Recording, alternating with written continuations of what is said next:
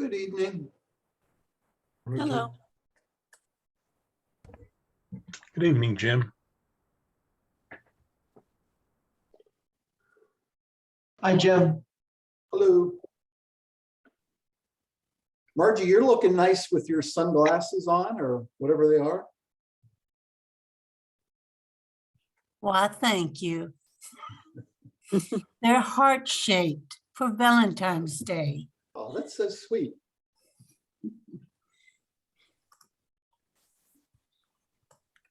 Is Bah Humbug okay for Valentine's Day as well? Yeah, Oh, quit it. Just checking. the meaning is You clear. should be about a year older, aren't you? Or close to it, Brian? Tomorrow. Tomorrow. Yeah. Yep, that's what I thought. I was gonna make sure everybody knew that. Yeah, I've decided that now I'm old instead of just years. From here on out, I'm just old. I don't know, you'll get to the age where they start saying young. I hate that. Ryan, when you catch up to me, you can say you're old. You know, I'm getting closer. I'm another year. And about 2 months, I'll be another year too.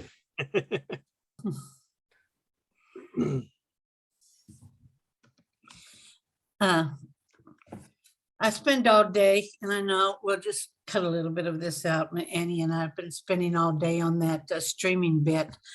What are your uploads and downloads, Brian? My uploads usually average about 980. And my downloads are in the mid 50s.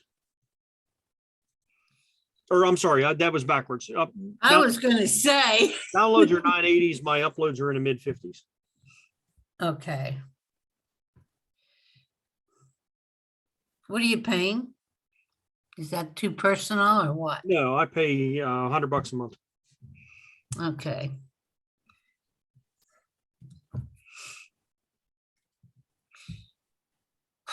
Any channels out there streaming that you can get local without having to pay an outrageous price in the streaming? I don't know. I don't really stream channels. You can stream Peacock, I think, for the NBC channel for free. We've been watching the Olympics on Peacock. I know you can watch the Olympics, but I'd like to watch ABC, NBC, CBS. No, you got to get an antenna, or you're going to pay. I wonder if they have, DL, do you know if they have a better antenna out now that might suit me in my area? Well, I have a Roku and I can get all those channels. ABC, CBS, NBC. And you have a Roku that's been jailbroken. It works on my Fire Stick too. Yeah, it's probably been jailbroken too. Well, How do you Alan, jailbreak them? Alan, just if you could be more specific, what channel on Roku are you using for that purpose? Roku is all apps it works through the Wi-Fi. No, I understand that, but you mentioned you were getting ABC, NBC, CBS. Which Roku channel are you using for that? What streaming app? ABC, NBC, and CBS. Yeah, You but just- if You if type them into the search and their site comes up. if you go to those right now, like I have Apple TV, and if I go to one of those and say that I want to watch that, it's going to ask me for my TV subscription information. Right. Oh, I use my neighbors. Oh, That's well, Xfinity. Fun. see, I told you he was cheating somehow. Oh my gosh. Margie, you guys can see my screen right now, right? I assume. Yes. That's my, Yeah. I just ran it while we're running this meeting. Yep. Yeah. Well, I can get some good uploads through Comcast internet. If Yeah. I'm trying to, it's like $213 a month. And that's not What? including yeah, and that's not including my streaming, anything that I stream like Netflix or $200 a month for what?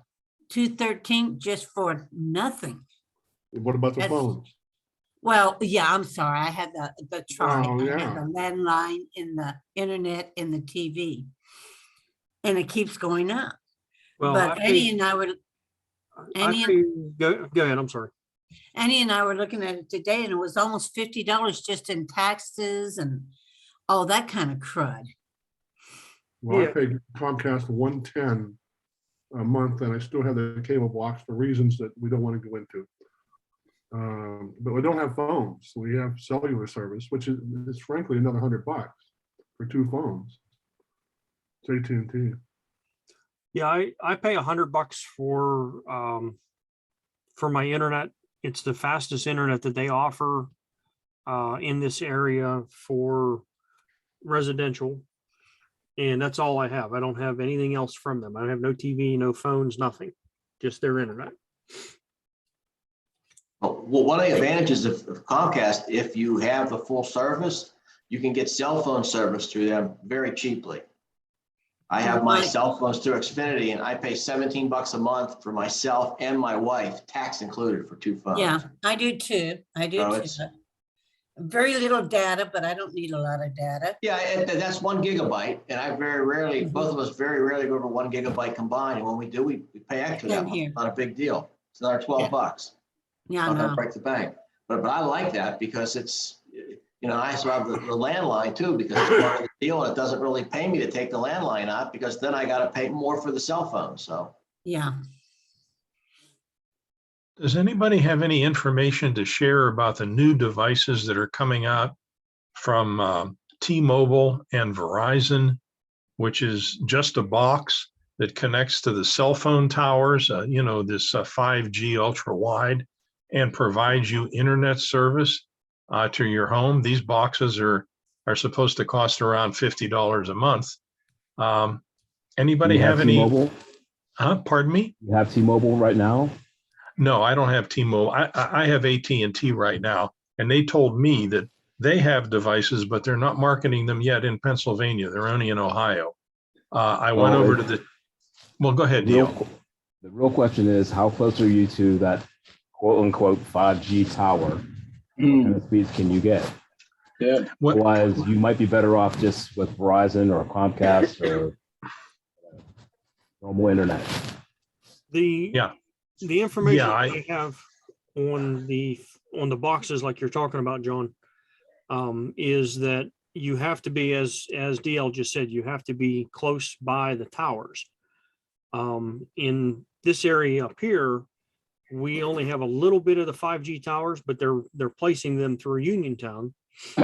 And they'll be good for certain areas. They won't work for my area because they're not going to be close enough. But the 5G doesn't carry very far in distance, which is an issue with that. Yeah, Also keep in mind that 5G is still just a marketing term. Like my phone says I have 5G, but I know the tower nearby hasn't been upgraded to quote unquote 5G. Right. So Well, remember, they're always marketing to you. that's Yep. what they're doing. That's what Verizon is doing right now in Uniontown. Is they are putting in the 5G network. So they're actually placing the 5G towers every so many feet or whatever distance it is that they have to put them in, mainly down through Main Street, Route 40 in this area. Yeah. I was just wondering if anybody had those boxes and was using them and how they were working for them. That's all. I know from my own searches on the internet, I don't have connectivity like DL says to the 5G yet. That service is not available in my area yet. I just wonder if anybody has it and they were using those boxes, because the prices are pretty good and the setup is 10 or 15 minutes. That's all.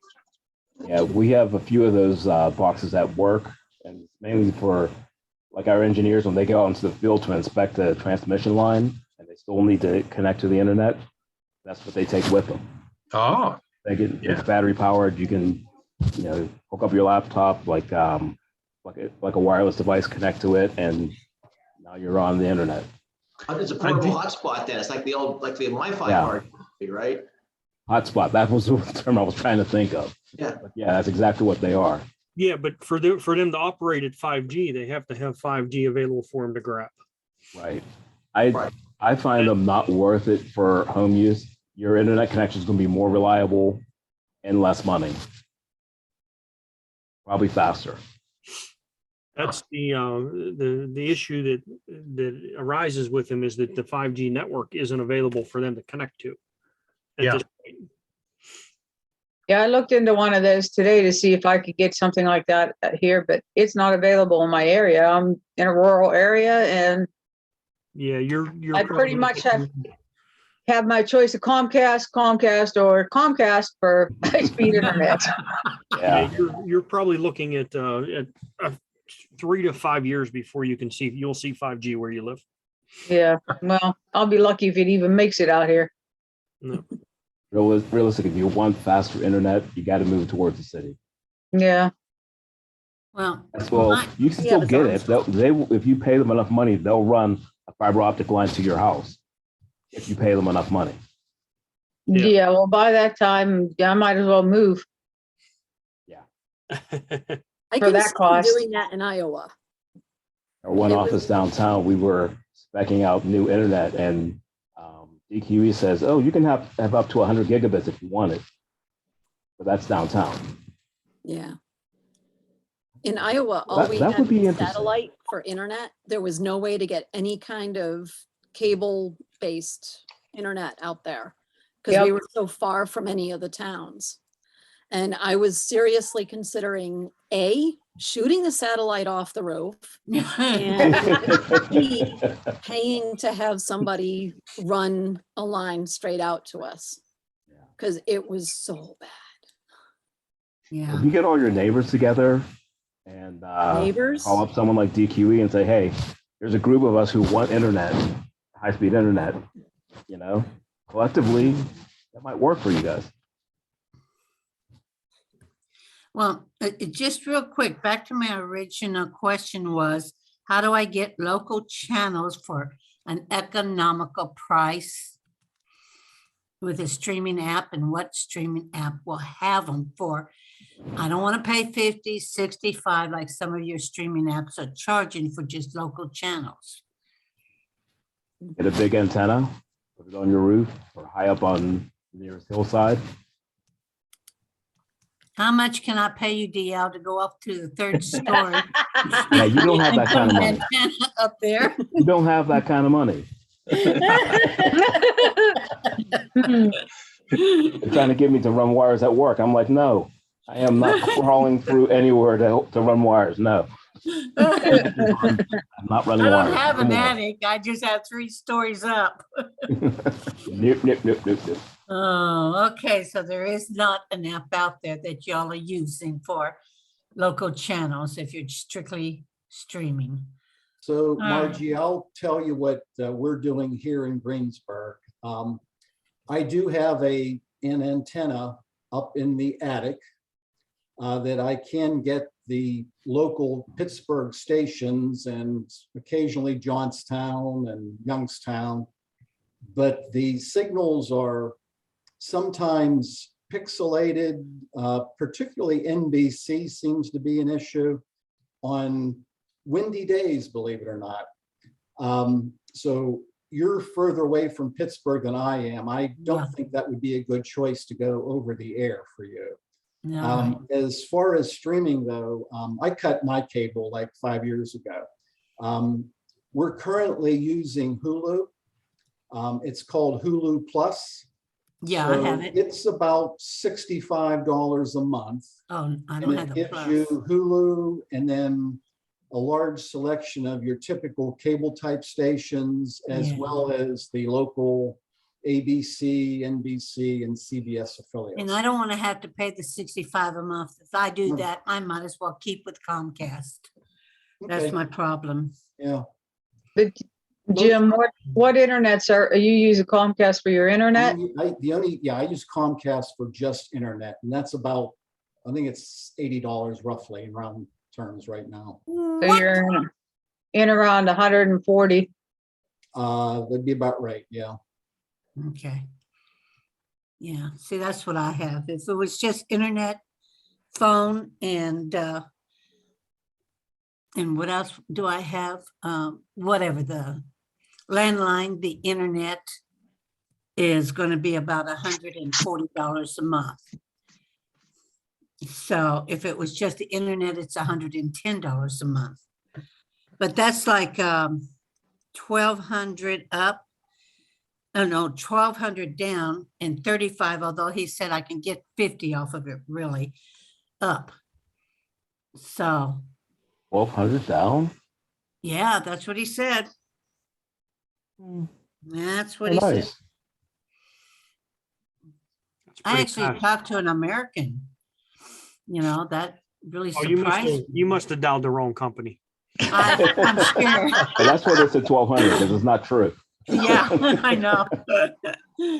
But he had all kinds of information, but that'd be 110 if I drop to my landline, which I don't want to do. So at $30 more, 140 would be all three of my internet and my phone.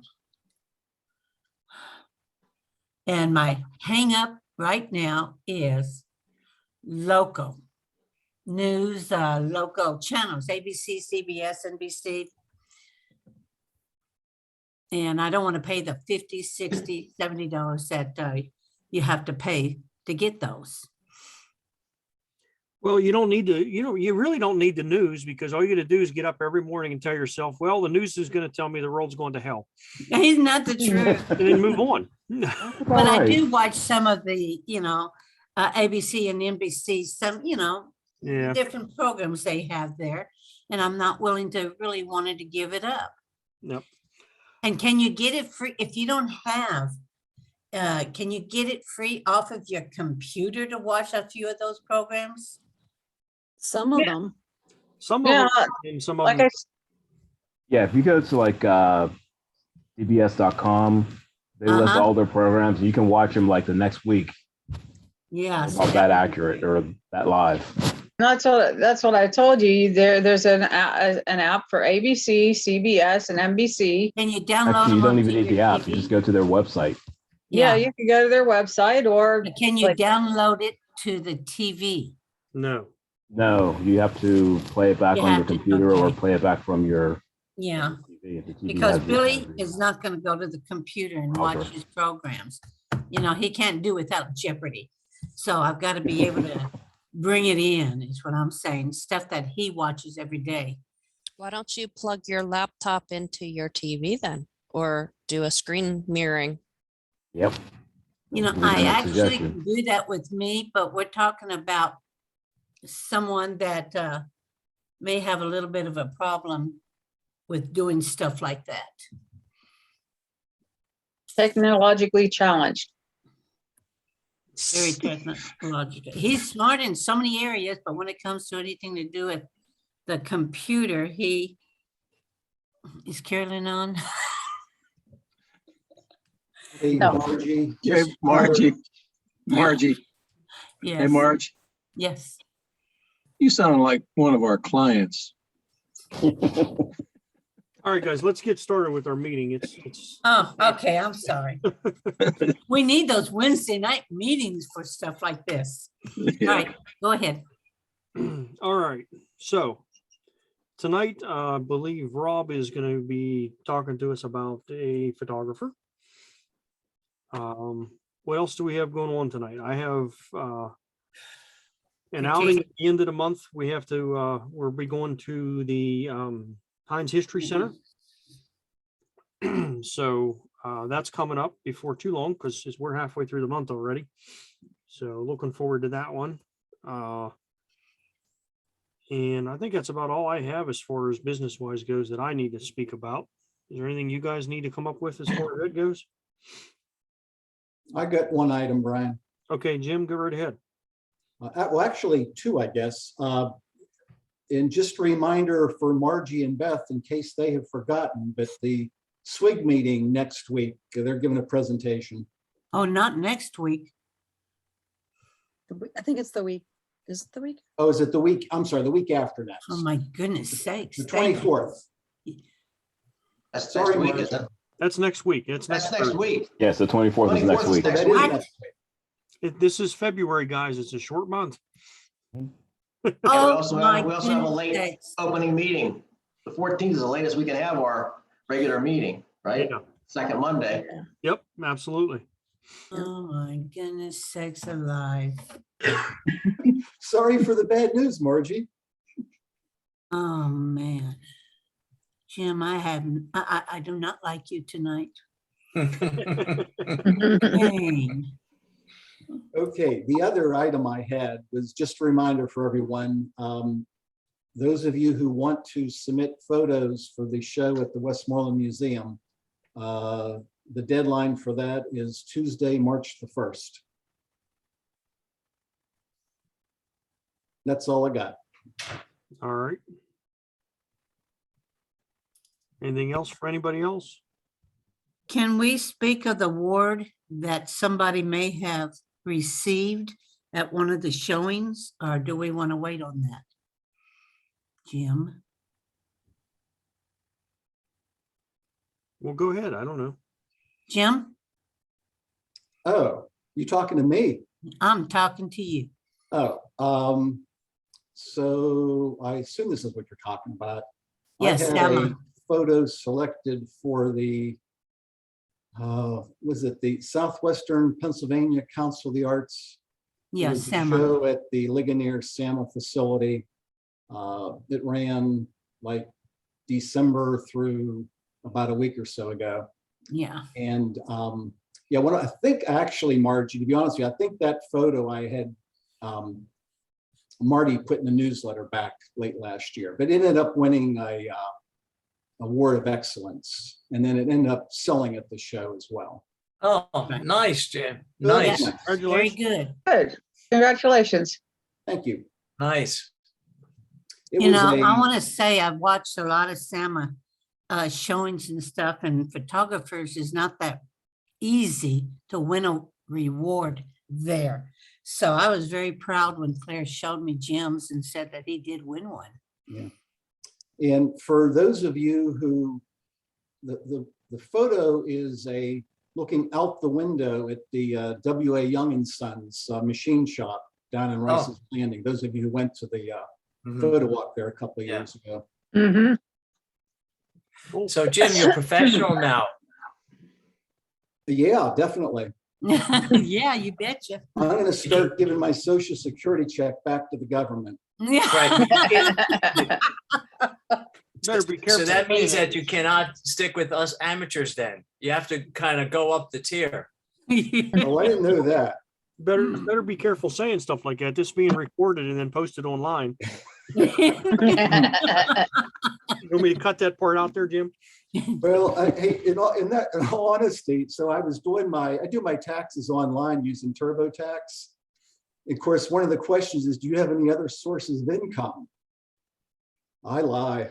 Yeah, Okay. we are recording this, yes. Mm, All right, guys. Anything else? Nope. Nope. All right. What else do we have? Do we have anything else going on tonight? Or are we going into Rob's talk?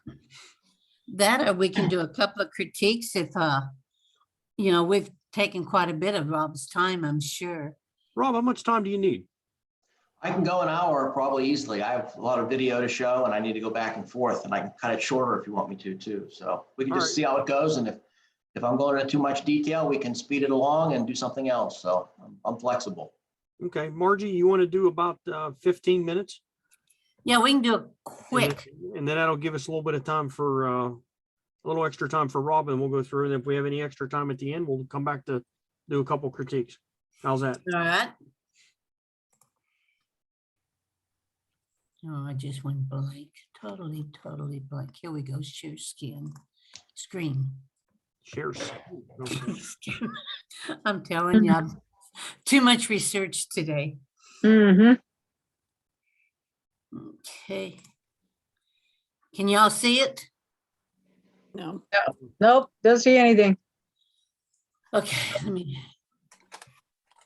Let me go back. I usually don't have problems with this, so let me see. Come on, Zoom. Well, we may just have to. All right, share screen. Share.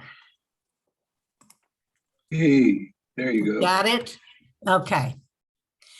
I was not here last month. I do not know what was or was not critiqued. So tell me, to those that were here, was this one critiqued with the butterfly?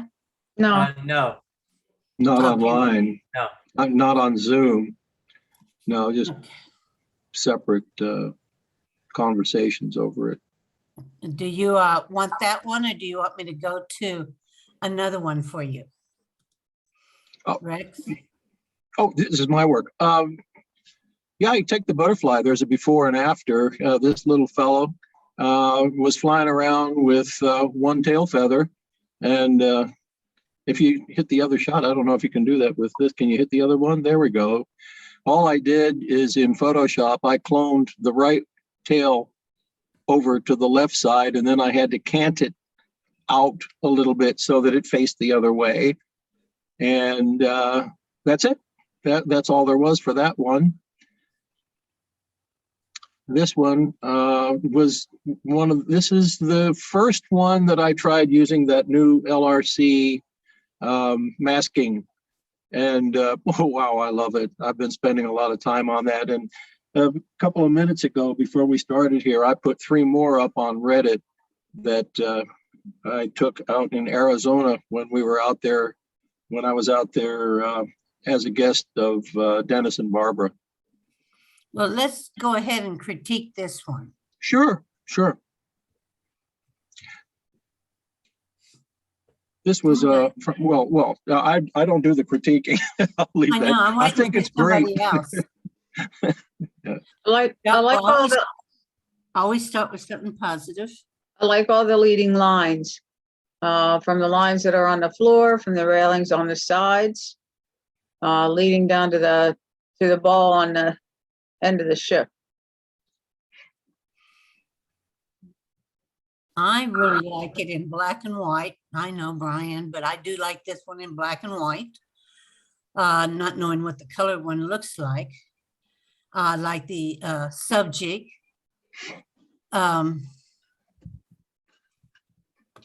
I found this a little distracting, but that's just me. Probably. All right, guys.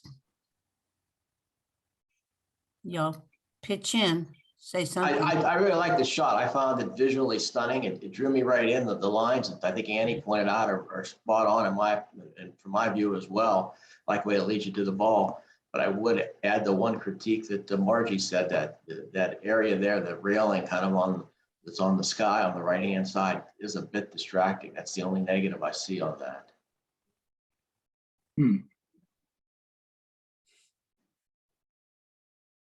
Anybody else?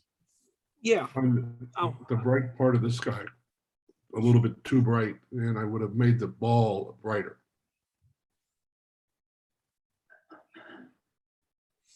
The ball looks like it is the main subject, so I have to agree with you. It would have been nice if the ball was brighter, since it is the main subject, and brought down the tones of the sky. You have to do that because the contrast, I like the contrast now, but what you're suggesting is flip the contrast a bit, add more brightness to the ball and take some out of the sky. So that may work too. Yes. But I think if what it is now, I think it works because you couldn't lighten up the ball much. It would blend into the sky a little more. No, you'd have to take down the sky. Yeah, you have to go the other way. Yeah, I agree with that. I agree with everything else as far as the lines and stuff like that. I like how you have a lot of repeating lines as well, because your track going in, your running track, I'm assuming is what that is, going in has lines and has triangles. We've spoke about triangles in the past. If you look at those chairs to the right, There you go. The roundness there matches with the roundness of the ball. Mhm. So that kind of goes together. And then the roundness of the railing to the right a little bit further, again, matches the roundness of the ball. So I like that. I do not like that stuff sticking in from the right, as you guys would know, I complain about. I do have a question though. What the hell is that in the center, all the way in the back on the horizon to the left? Yeah, I noticed that too. No, To the left? Like a chicken. Oh, okay. So it's the top of a crane from the Yeah, from next door. Yeah, Okay, there's 3 of them up there, 3 of them. I see that, but from the smaller picture, you couldn't really see that crane going up. All you're seeing is just a little bit that's sticking up at the top. So that was confusing. yeah, Okay, Yeah. I see what it is now. Mm. But I really like the way everything leads you right over to that ball and out into the ocean at that point. I just really am not happy with those things sticking in from the right. Those really, I think, distract. That shouldn't be too hard to take out. No, No, that wouldn't take a second. With it, right before, well, in defense of it, let me say that if you look at what's going on the upper left-hand side where you start to read, it points to the right. And when you look at that, what we're talking about, that support for the canvas overhead points to the left, and they both point at the ball. They do. So that is the message there, is that the center of attention becomes, it when you read from left to right, is pretty much keeping you there on the ball. We could say that. So there's that. And now what would happen? What would it look like if I take that out? I'll take that. I can do that. I can take that out, repost it, and see what it looks like with just the left side pointing to the ball on the right. Now, this could be only my eyes, and I never did figure out how to straighten it out without bending everything else. And that is the structure that holds the ball up. If I look at it long enough, it looks like it slants to the right. Oh, yeah. It's just 2 to 3 degrees, maybe 2 degrees to the right. Vertically, it slants to the right. And I'm not sure what I would have to do to make it straight. But, you The know, water's level. don't point out things that you don't want people to know about. But that's what bothered me more than anything else, was looking at it on the long shot. You can see, I think it's easier to see that it is out. It is, and I don't know if it was built that way because the direction of the travel of the ship is from left to right. So it would be leaning in. I would think that if it was going to the left, that, okay, it could be back, just like the stack on a ship usually slants back, or the wings on an airplane, the jet planes slant back.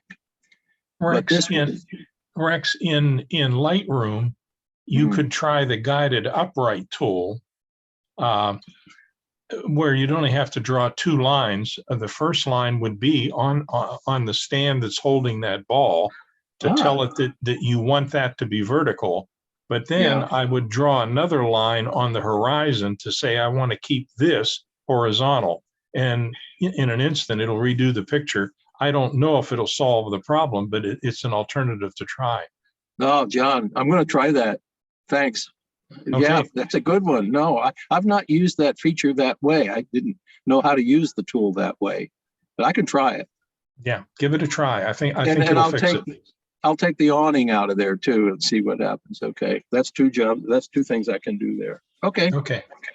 Oh, and I'll lighten that. I'm going to darken the sky and lighten the ball too. Okay. All right. I'll be looking forward to that picture. All right. I Give me think about 5 that's minutes. it. Great. I think that's going to do it. I'm going to stop sharing because that was probably a little bit more time. And next month, which is too soon from now, we will continue to go ahead and critique some of the others. How's that? Okay.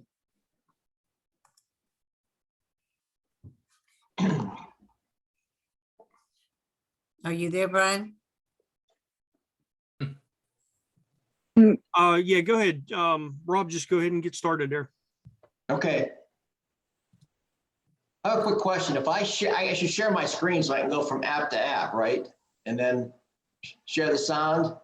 Yeah, share your screen, share your sound, and also tell it to optimize the other button right next to Okay, it. I saw that. I got them all. Okay. Yep. Want to make sure I was doing it right. Before we, I'm sorry, before we start, once again, the tips. I meant to bring this up a little bit earlier. I do not have several of the months for the tips. Like for March, there is nobody down here for tips. Any of you want to do any of the tips? I have September, October, November, December open. Margie, I think I spoke to Jim beforehand, and I'll be doing toned curves in Lightroom and Photoshop for March. Bob, I don't think that's what she's asking. No, tips is Oh. that 10, 15-minute little. Oh, tip. okay, Yeah, okay. Yeah, Okay, just a sorry, video. sorry. Yeah, Margie, I'll take March. okay. Who is that, Jim? Yeah,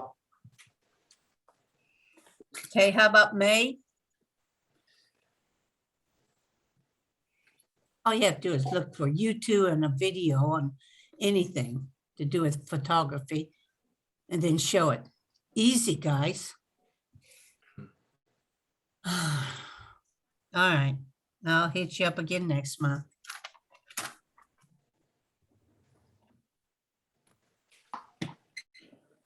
All right, that's all I got to say. Am I on? Yep. Okay. I assume everybody can see the picture? Mhm. I hope you can. Yep. I call this the emotion of photography personified. It starts with the most famous picture taken by this photographer. You may know who it is. It's Dorothea Lange. It's the migrant mother photo, which really was the face of depression. What I'd like to do in the next 45 minutes to an hour is kind of trace Dorothea Lange's life to give you some perspective on how she lived, when she lived, some of the trials and tribulations of her life, some of the unique things, and also some of her unique perspectives on photography, as well as showing some of her more renowned photographs and maybe even critiquing a few of them and looking at them. Cool. For those of you who don't know, Dorothea Lange lived 70 years. She was born in 1895 and she died in October of 1965 of esophageal cancer. She had a very dynamic life, and you can kind of look at the space and time. She was at that 30, 35-year-old range when the depression hit. So she really was very active during that period and certainly experienced a lot during that era. So why did I pick her? I think she was one of the first, if not the first photographer really concerned with the larger social impact of her images. Folks like Michael Brady and others really pioneered the documentary photograph technique, but she really tried to show the social implications and tried to show people involved in them.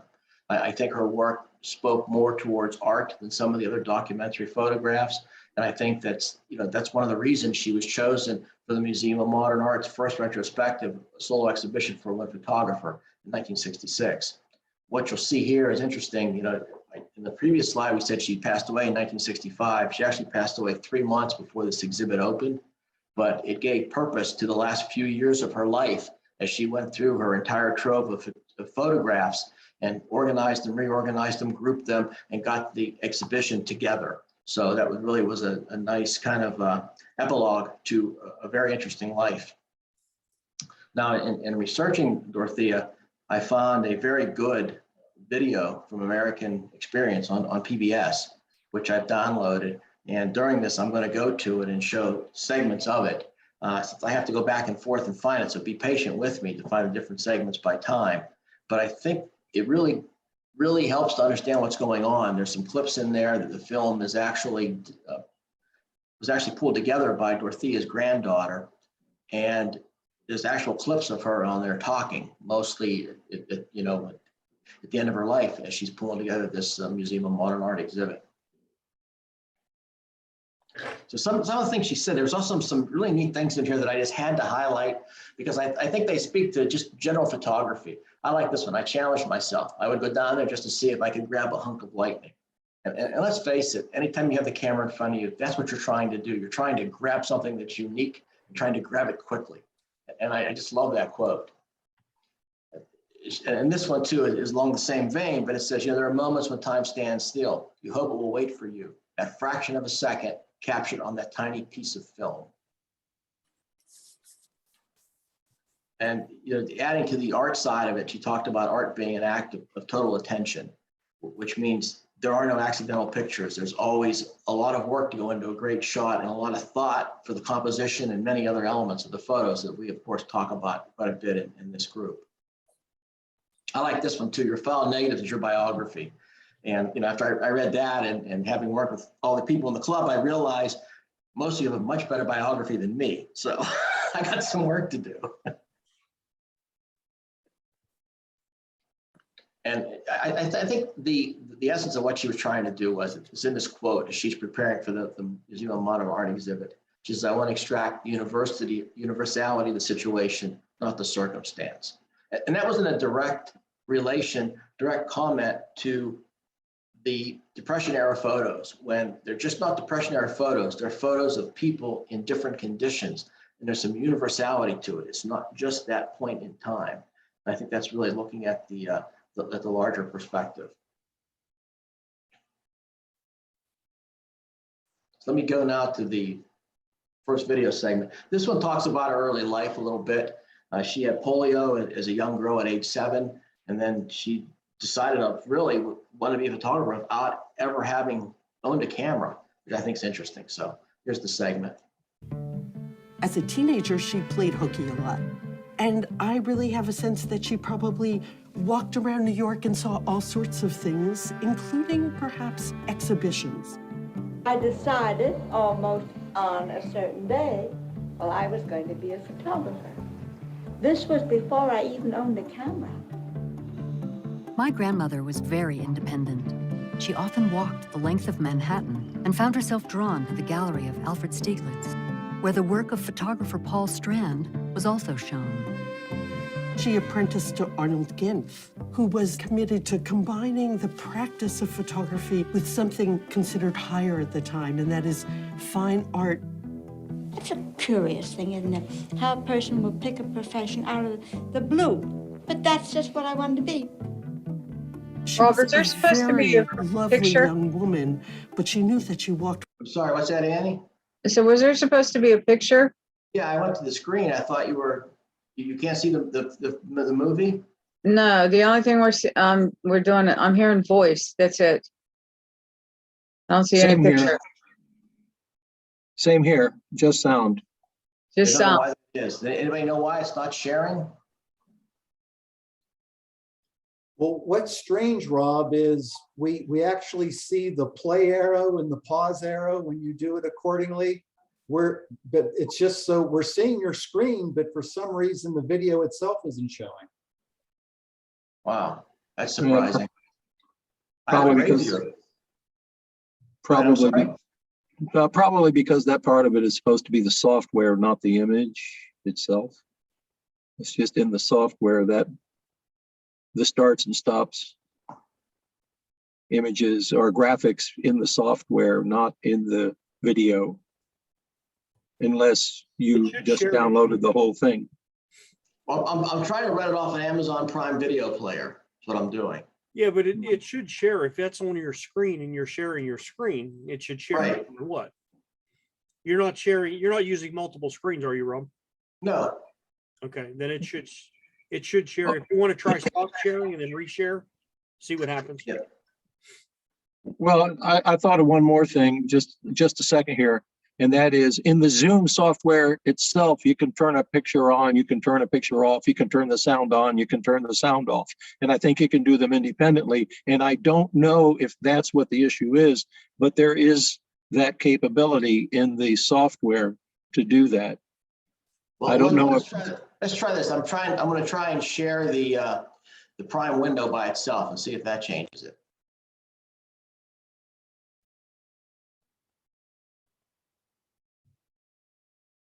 Can you see, do you see the picture now or is it still the same? No, it's still black.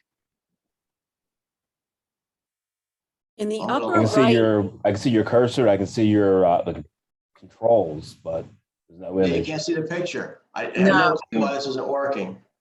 in the upper right, there's a video thing and a sound, not that far up. Just Here? below that. Yeah, right Yeah. there. What's Does the rectangle? those do Yeah. anything? That's captions. The subtitles English, Subtitles, no, there's okay. nothing there. This is sound. This is just full screen. Make it a full screen. See what happens. I did. Any different? No. No. Mhm.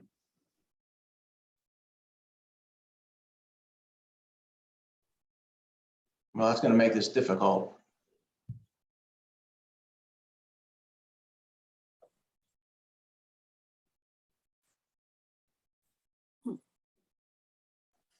I want that share.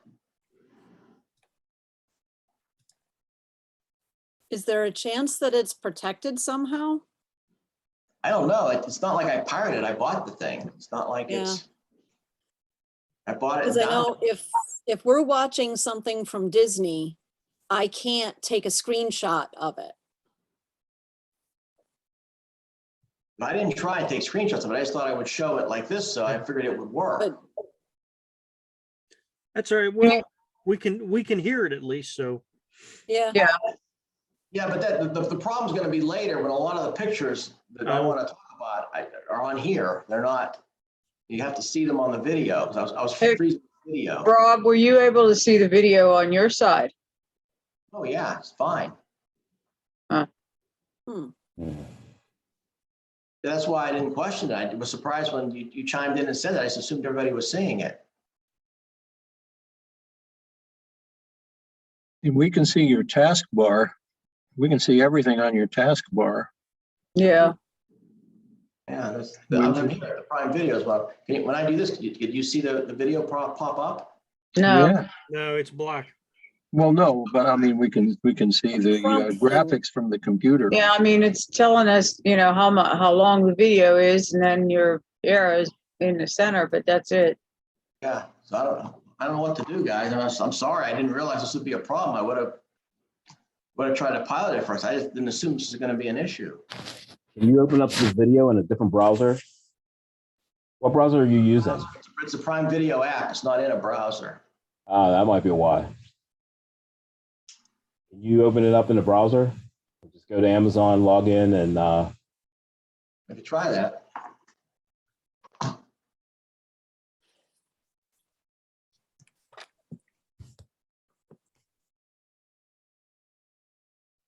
Okay, I'm in. I don't know how to get to the video though. Go over to your right and pull down. on the accounts and list. Yeah, that pull down should have something about video, Prime Video. Right there. Because you said you purchased it, right? I did. And then go to my stuff on the top corner. There it is, right here. Okay. Oh, Can see that. able to see it. There we go. Good call, There we DL. Help everyone explore new worlds and ideas. Can you see it now? No. For a moment. Support your PBS station. You seen the video? Wait, maybe. I'm sorry? Wait, keep going. Did the video show up though? No, it's just the black. No. It see rated all. started to. It started to. Yep, there was, it showed there There they're it is. showing. Why don't you not enlarge it? Maybe that's the thing. Just go back to the initial, at the beginning, the intro, without. As a teenager, she Weird. played hooky a lot. And I really have a sense that she probably walked around New York and saw all sorts of Amazon things, may have that shut including off where you perhaps can't share it. exhibitions. What's I that? decided I said Amazon may have it shut off to where you can't share it over online like that. Yeah, but you know what? It showed initially, so maybe if he doesn't expand it, Yeah, but when you click on it to play, it automatically expands. oh, okay. There. It's right There it there is. it shows. Where are you seeing it now? Is it in the lower corner? No, Full size. it's Full good, full size. size. Let's try it. See if Decided almost on a certain day, well, I Don't was click going to be a how about now? No, it's Yeah, but now you turned the sound off. I know I did. I was trying to hear one of you guys. it's Amazon. They're She not often going to allow walked you to the see length it. of Manhattan To and share found it. herself drawn to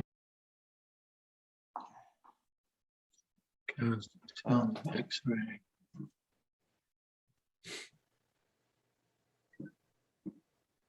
Play picture in picture. Yeah, that's what it's set up right now is picture in picture. But Yeah, I it's- tried that. I saw that. I wanted to try it. So Yeah, it's Amazon. They're not going to allow you to share it. wow. No.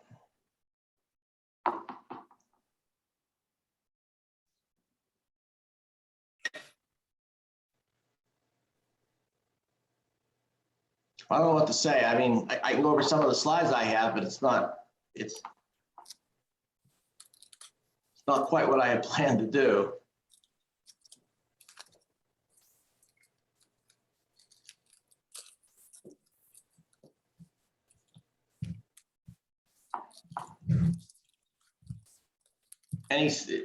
What would you like me to do? You want me to continue with what I have and see where it leads us, or? Yeah, absolutely. Yeah. Yeah. I apologize. It's not going to be near what I had envisioned, so I just had no clue that would. That's okay, Rob. Don't worry. That's okay. Don't worry about it. Well, I put a lot of time into it too, and I want everybody to enjoy it, so my apologies. You didn't know that, so. Well, let the buyer beware next time. So. Let's see, is she on YouTube? Do they have something like that right on YouTube? Share YouTube. I don't know. We'll take a I look. didn't look on YouTube. That's all right. Keep going. I'm going to take a look and see. I thought I was doing the right thing by buying it, so I figured I wouldn't have any problems. Okay, this was part of the video that was discussed. Talking about her walking in New York City and visiting art exhibitions. She decided to become a photographer before owning a camera. She actually attended Columbia University and studied photography thereafter. And then what she did was she wanted to travel the world, and she went with her friend and headed out west. They got as far as San Francisco, and while they were there, her friend got pickpocketed and they lost all their money. And she had to quickly find a job, and she got a job at a drugstore, Marshall's drugstore. And in that drugstore, they had a lot of film developing and that kind of thing. And she got involved with it. And from there, she met the right people and then opened a studio in San Francisco at age 24 in 1919. She took quite a few stunning shots of folks. And she was in a good place in San Francisco because there was a nice confluence of people that wanted family portraits, as well as corporations and companies that needed promotional type shots of folks. So she actually did quite well.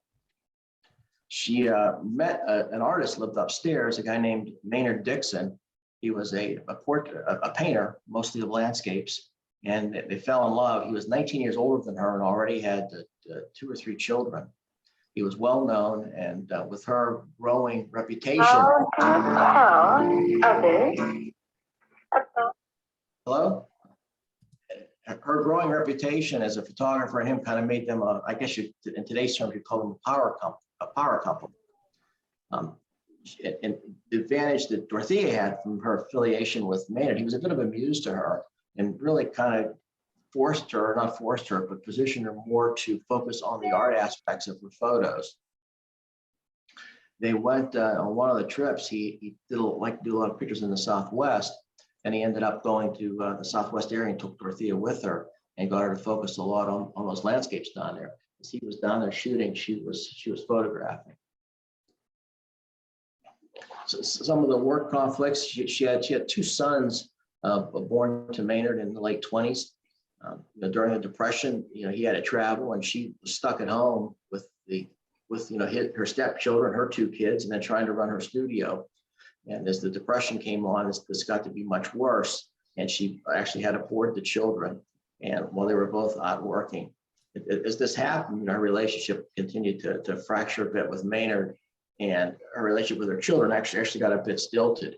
To give you an idea of how difficult it became, there's even a part later on where one of her children actually hawked her camera as kind of an act of defiance, trying to explain to her, trying to show her that the camera meant too much to her relative to the rest of the family.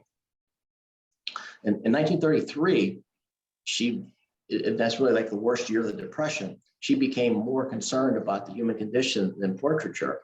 And she would look out her window from the studio and she would see people standing down below in bread lines and various unemployment office lines and things of that nature. And she would leave her office, leave her studio, went down and photograph that. And I think what she was able to do in these pictures, and I have some of them here, unfortunately, if I had known, I would have downloaded many more, unfortunately. But what she was able to do was take some of the characteristics that made her portraiture photography so good, so strong, and kind of add that to the candid street talks and be able to talk to the people out on the street.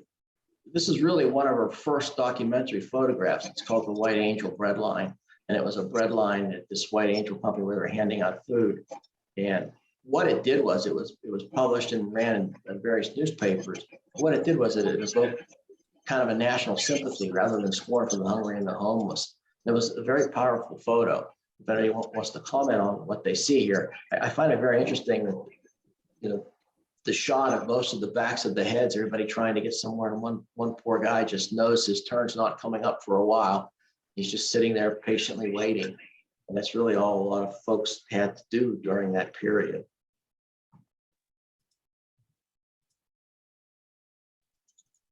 The next one she took are mended stockings. And this is interesting because people in that area, you know, nylon was hard to come by and stocking material. So people mended their stockings. She took a whole series of these photos with women with mended stockings, and they really became a metaphor for depression. And the women were sitting around, because I didn't know this until I watched the video, but women were not allowed to stand in the soup and bread lines. It was only the men that were allowed, and they would get enough food for the family. So she photographed all these women that were sitting around just waiting for their husbands that were in line somewhere.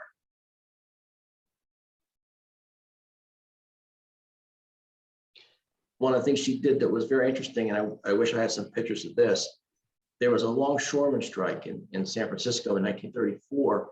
They pretty much were slave wages. And if you saw the movie, I can't think of the movie name now, it's with Russell Crowe, where he was the boxer. They go down to the longshoreman, and these guys would come out and see people clamoring at the door for a job. And they would say, just randomly pick some people and come let them work for the day. And it was day work. And if they didn't get a job the next day, they didn't get paid. If they were injured, they didn't get to work. There was absolutely nothing except employment at will. And these people revolted because they were living in slum conditions and not being paid properly. There was a lot of strife. There was police came in. There was a lot of unrest. There were people killed. And Dorothea went and was able to go and photograph these pictures. A colleague of hers thought the pictures were remarkable and actually showed them in his gallery. And as they were in this guy's gallery with these pictures, which I wish I could show you, a gentleman was there named Paul Taylor. Paul Taylor was a professor of labor economics from the University of California. And he was known for taking a camera with him and writing up pictures about writing up stories about the human condition, and complemented with pictures he took with his Kodak. In fact, when he was in World War I, he actually took his camera with him and photographed some of the things in World War I and was able to document those. But when he saw this exhibit, he was impressed, and he had to meet Dorothy and asked her to take pictures. And at that point, she agreed, and Paul basically stopped taking pictures from that time because Dorothea was so much better. She, as you can see where this is going, Paul became Dorothea's second husband shortly thereafter, and actually remained married to him for the next 30 years until she passed away in 1965. I think I talked about this. We talked about the children acting out. And I think the difference was she was very driven by photography, very aware of her career. Children were important to her, but they weren't the center of her life. She certainly was what people would call today a modern woman. if she were doing these things in our era, they would certainly have a nanny to take care of their children. But this was a different period. And at that time, she put some of the kids in foster homes for the first year of their marriage while her and Paul went about the country shooting pictures. There's a lot going in here, but let me go back a step before I get into the migrant mother.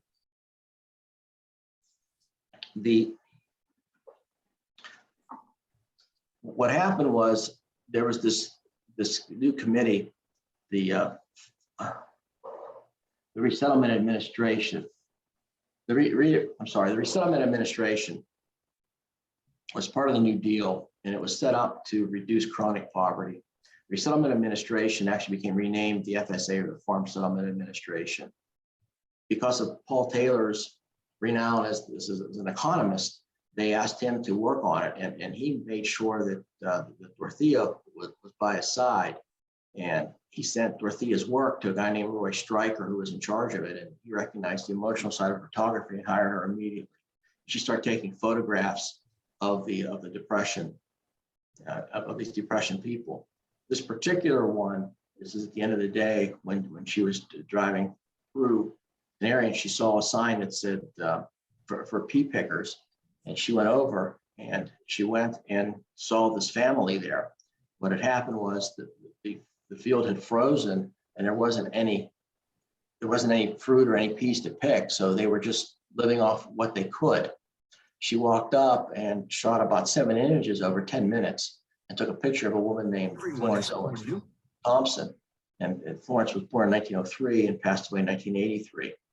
And since Dorothea worked for the government, there was no remuneration for either Thompson or Lange for the photo.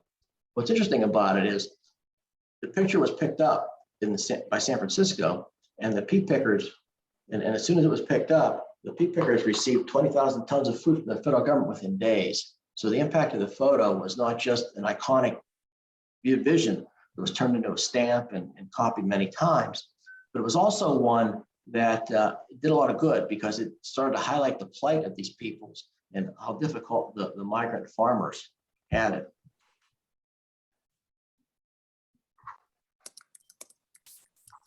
One thing that's interesting about it is the identity of Florence Thompson was not known for over 40 years. Dorothea Lange did not ask her name, and she didn't give it. People didn't know who she was until 40 years later when somebody asked this woman if she was in the picture, and she said she was.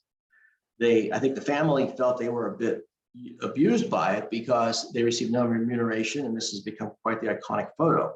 But the good news of it is when Florence was ill late in her life, they were able to raise money, $35,000 for her medical treatment. And that was very helpful to her in the latter years of her life. And it was because of the association of her with the image. But I always look at this photo as something of interest. She's looking off and she has that far look with her children at her side. And to me, the look was, is it despair or hope? I never was very sure what it was. But I think that the unknowing of what she's really thinking is really what makes the pictures critical, makes the picture so important. The folks have called it the most important picture of the Depression.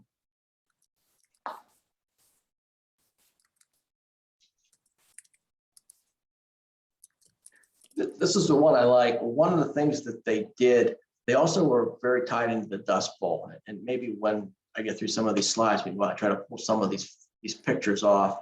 And hopefully you can remember some of the things I said so we can relate back to them. But this one, I think, is an amazing dichotomy. We're looking at people trying to sell a new, comfortable, relaxing way to travel by train. And at the same time, we've got these migrant people displaced by the Dust Bowl, essentially walking with their belongings to hopefully a new land in California. And I think that really is a striking picture of showing what was going on at that time in the country, and really the two different views of how the Depression affected families. After World War II, Dorothea was invited to teach at the California School of Fine Arts, which is now the San Francisco Art Institute, but by Ansel Adams. So she obviously had a lot of cachet even in her time and was well recognized during her time. She was one of the co-founders of Aperture magazine starting in 1952. And I think later in her career, one of the things she did was very neat was she teamed with a guy named Purple Jones to shoot a Monticello Valley, Monticello Valley in California, which was to be flooded. This is an interesting one because she was asked to take pictures of the new dam going in, but she didn't do that. She went and took pictures of the community, the tearing down of the community, the moving of the homes in the community, and the preparation of that area for the lake, really, when they flooded the area. And I think that was the first time she started to look at some environmentalism as a slant to her life's work. And then in the 60s, she was diagnosed with esophageal cancer. She went on a world tour in 1963 anyway, which was kind of interesting. She struggled, but I'm sure it was an enjoyable time. She took some great pictures there as well. And then, as I mentioned, she passed away 3 months before the exhibit opened in 1966. Some of my takeaways from it, I think she had an extraordinary ability to extract portraiture emotion while documenting history of the human condition. That's why I found her so intriguing. I think there's a universality to her images, as she mentions, and I think that's very true because these people really are striking to me. And I think she really had a very unique perspective on how to tell the story. So with that, let me try to call something up. Rob? Yes. I just wanted to break for a moment. I sent a link to Brian in an email, and it worked on the Windows 10 Edge system. I don't know, Brian, were you able to relocate it and pass it on run it for him? I was able to look at that. That is, it did work, but it was the wrong movie compared to the one that he was looking at. Rob, I do have your movie available on my YouTube. I can share my screen if you want to watch different versions of different parts of your movie. You just have to tell me where to go as far as that goes. But I bought the movie on YouTube, and I should be able to share that at this point. I know it'll be a little bit more difficult to pick out the spots because you won't be looking at it, but. Well, I have all the times written down. I can tell you exactly where to go. Okay, as long as my times and your times are about the same, we should be pretty close. Okay, you want to do that? You want to do that then? That's up to you. Yeah, I can do that. Okay. Let's go to, I'm going to cut some of the stuff out. I had a little bit more on her life, but I think let's focus a little bit more on the photography since we weren't able to do that. If you can go to 15 minutes. Okay.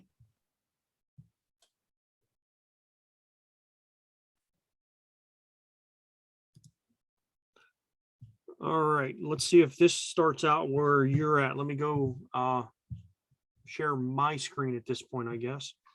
I should stop share then. I got it. I already stopped you. Okay. Let's see if this will allow you guys to see this or not. I don't know because it's a purchased video. So we'll try it, see if it works. Do you guys see? See a YouTube screen and controls. That's something. It turned it black when I shared it. Yeah, we're just So getting. it's a copyright issue is what it is. It's stopping it from being able to be seen, guys. So what I sent was a straight out available version. But it wasn't the same video. It wasn't the same movie, Rex. No, it's not. Definitely it was not the same, but Yeah. I just viewed a few parts of it, and it's about her. Okay. All right. Maybe you can find what you need to do there. Yeah. I'll put Rex's thing in there, but unfortunately, because this is copywritten, it's stopping us from being able to see it is what the problem is. Yep. Well, So, let me do this. Let me go back to the pictures I pulled up because there is a spot on here where where they show a lot of her pictures. So let me go through some of these and try to add some perspective on it. okay. And guys, this video was available on YouTube. I paid $8 for it on video on YouTube, and I paid $5 for it in Amazon. So it's not bad as far as price goes. It's an hour and 50 minutes long. So if you want to buy it, go ahead and buy it. It looks like it'll be a pretty interesting video. I'm going to sit here and watch it after we're done tonight. It's an excellent video. But one of the things I didn't talk about, in 1941, after the Japanese attacked Pearl Harbor, they started to take Japanese citizens in California and put them in internment camps. She was asked to photograph them, and her assignment was to photograph the Japanese being humanely treated and taken to these places, but she didn't necessarily do that. She's got pictures.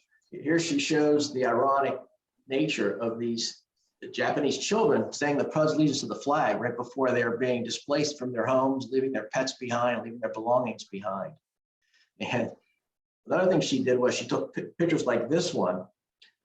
Everybody in the internment camp, every family was given a number like 17851. And then the patriarch of the family was A, the matriarch was B, and the children were C through whatever according to age. And those little tags were their numbers. That's what they were known as. And those weren't things that she was supposed to photograph. She was also followed. She took pictures of the guard towers. These people were supposed to be internment camps, but they really were prison camps. There were guard towers and everything of the sort. She took these shots, and when the Army found out what she had done, she was promptly fired. And all these pictures were confiscated, and they didn't see the light of day for about 20 years. So I think that's an interesting aspect of her story. And you can see some of these shots here. Some of the ones I wanted to show are in the video. They're not here. It's just a whole family showing their tags. Find another one here to look at. I'm trying to find some of the ones that I was highlighting. I don't have them here. See what they have here. Here's some of the internment. That picture of the family, if you notice, if you look back at it, it's like the women all have tags on it, but the guys don't.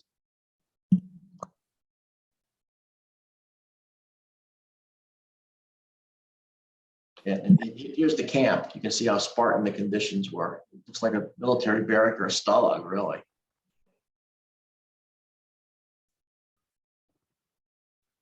And these are just some of the pictures that she took. Just shows them getting off trains, which is just a horrible, horrible event in American history, quite frankly. A lot of these people were second generation Japanese. They were citizens, and they had to the picture, and I don't see it here. There's a picture of one gentleman who was in the Army and actually had leave, and he was helping his mother, who was alone, to pack up and move to the internment camp. Then he returned to fight the war. Just horrible.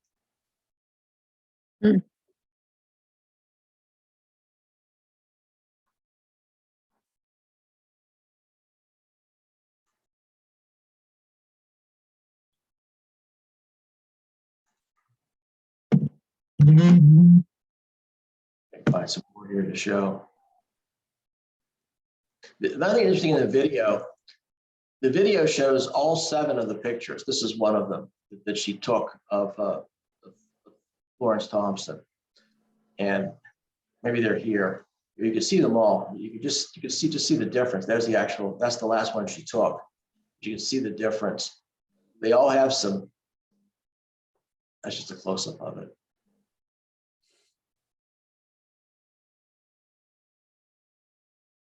But I think that the video did a much better job of kind of showing the progression of the photos she took that led to the 7th picture, which was the famous migrant mother one. And also in the video, you'll see that pose is, it's turned into a stamp. And the ironic part of that being a stamp is the children that were in the picture were still alive when the stamp was published. And as you know, stamps are never issued with living people on them. They're always deceased people. That was a rare event. Florence Thompson had died, but the children had not. And then here's a picture of Dorothea Lange.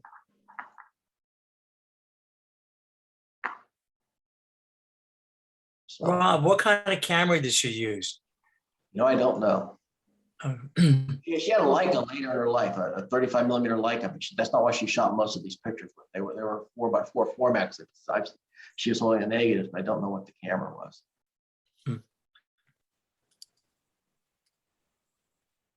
So anyway, I guess gotta apologize, guys. This was going to be much better than it was. So, and I missed some of the, without having the pictures, a lot of what I wanted to talk about wasn't there. There was one shot on there that was very early on. It's actually on that 15-minute segment that Brian tried to go to. She took pictures down in the Southwest where she's got some tin cans in the corner of the picture. And it's interesting because she talks about a documentary versus a art photographer. And she talks about how the art photographer would take those cans out, no questions asked, but the documentary photographer would leave them in. And then she talks about the merit of having them because the cans are close to a set of steps. And she says the cans actually give you perspective on the size of the steps. And it's interesting because I found that discussion very interesting because to me, we always talk about, these power lines are distraction, this thing on the right side of the picture is distraction. But what she's saying is, be careful, not everything is a distraction. Some things in the picture actually help and they're important to it. And you need to look at it from a more global perspective instead of saying that really isn't the center essence of the picture. And that was a very, it was an interesting discussion, quite frankly. So.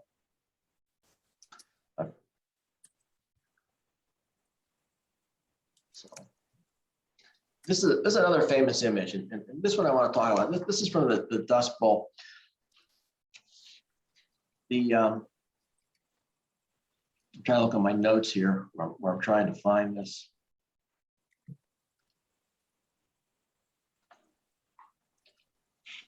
What's interesting about this picture is the plowed rows go right up to the house.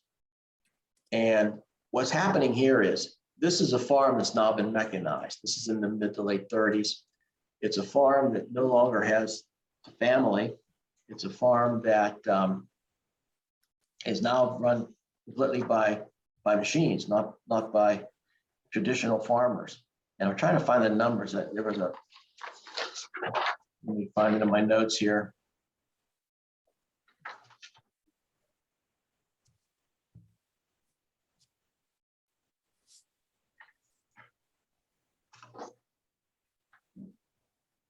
There was a specific number of families that have been displaced, and I was trying to find the number. I can't remember.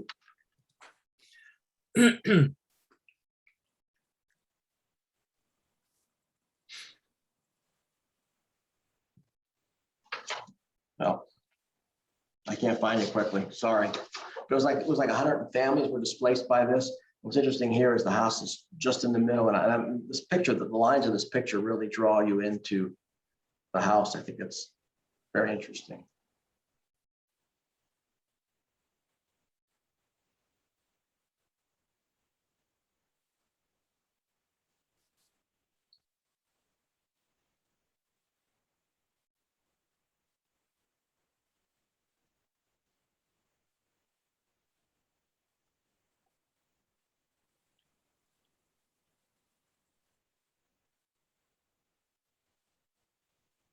Another thing she photographed, she spent time in the Southeast as well. It wasn't all Southwest. They went there once a year.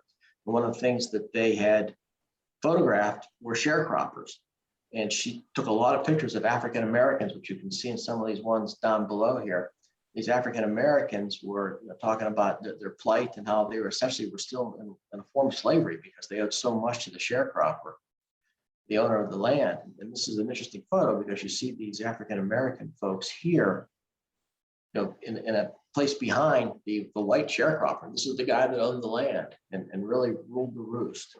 And this picture is a combination of showing the power of the era, the power of that guy over the poor sharecroppers.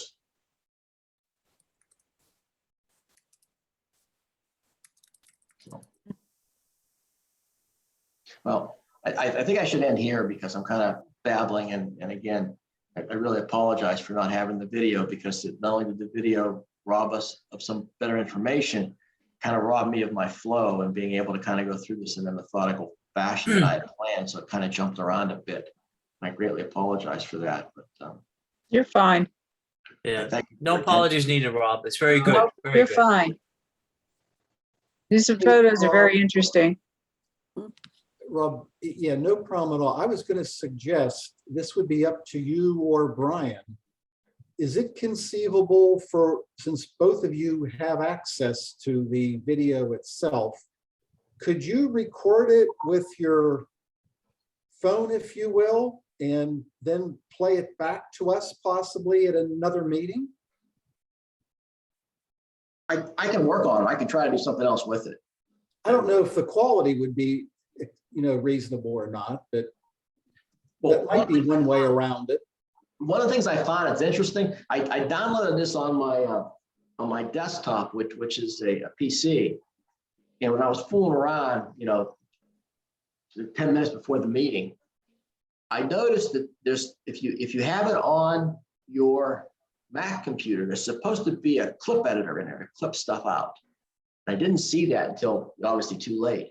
And I'll look at that. I'll put it on my Mac laptop and see if I can maybe clip part of it. Maybe that would work. And then who can I work with on the team here to maybe see if that works over the Zoom? I can do that with you, Rob, at some point. Okay. Let me try that next. I'll put it on the laptop and see if I can do something different on the Mac. See if that Amazon Prime Video is a little more versatile on the Mac versus on the IBM.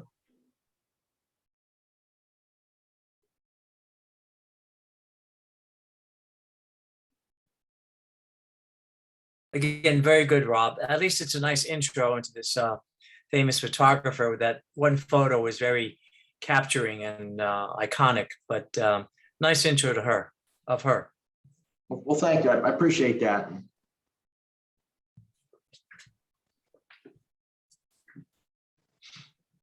I posted a link to a Petapixel article that is on her, and it's got a video clip that I didn't watch yet, but it's there. But it's mostly about migrant mother, not just about her. Yeah, is this the one? Is it? Yeah. Because I came upon that because I was Googling what kind of cameras she used.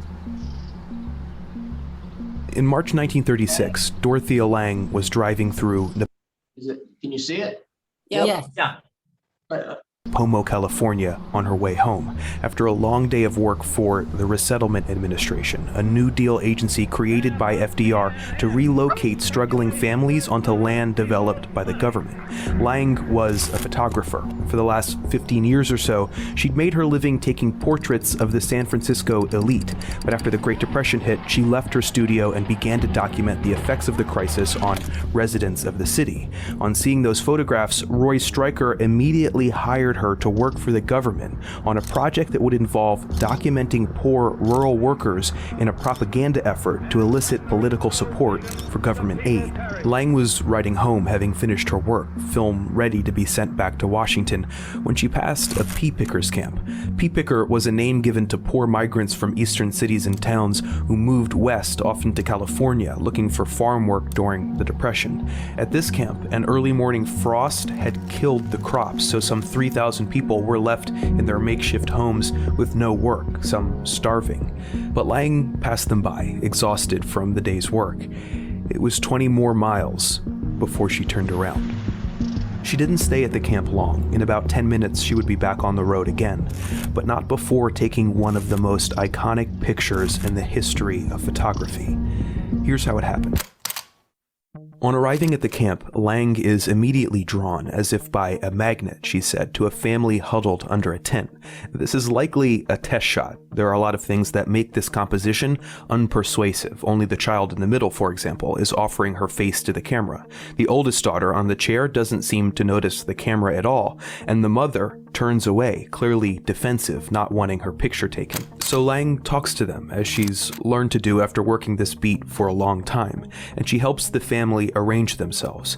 This composition is definitely more pleasing than the last, but something's still not quite right, and it has to do with the eldest daughter here.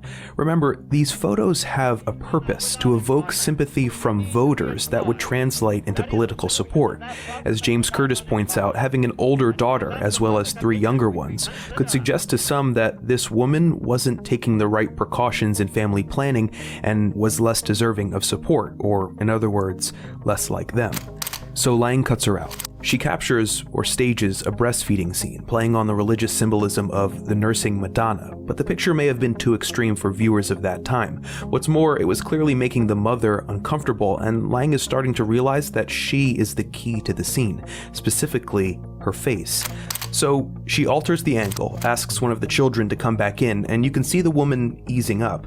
But the older child looks a bit awkward, and the post is blocking part of the baby's head, so Lange tries again. This time, having the great idea to include the trunk at an angle in the foreground with the empty pie tin, compelling imagery of the family's struggle and nomadic lifestyle. The child looks wistful, the baby is sleeping, and the mother has the right expression too. This is an extraordinary photograph. You can see Lange coming to it through a series of adjustments. It achieves the objectives of her project while being aesthetically powerful. It's exactly what Ron Stryker would have loved to see. But Lange thought she could do one better. This is the photograph you probably know.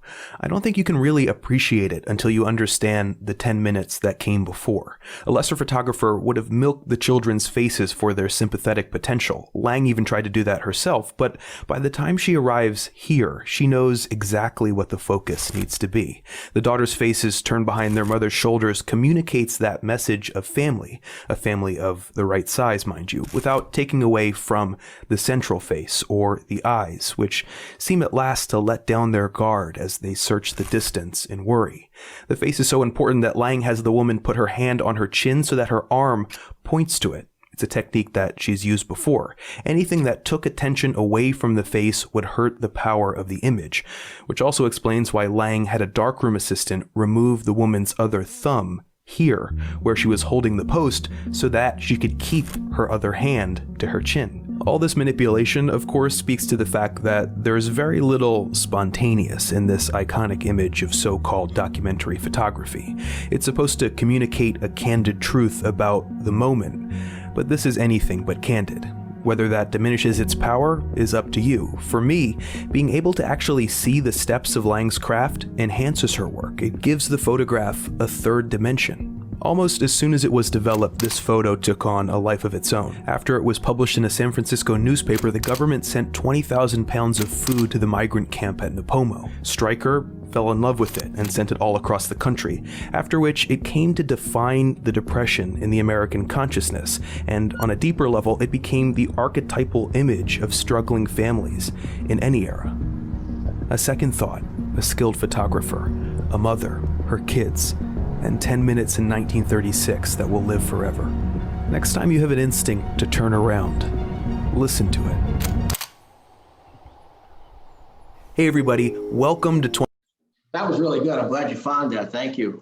That really showed what I was trying to describe, and well, not near as well as that, obviously, but the progression that she did. And I think what's important there to note is he highlights how she talked to the people and drew them out.